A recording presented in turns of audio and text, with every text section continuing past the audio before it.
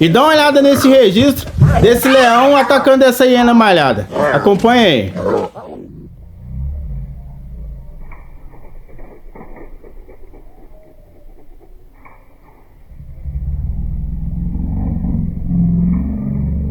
Galera, essa hiena malhada aí bobeou. E esse leão agarrou ela, mas por sorte dela, ele acabou soltando ela. Os leões, eles não suportam as hienas.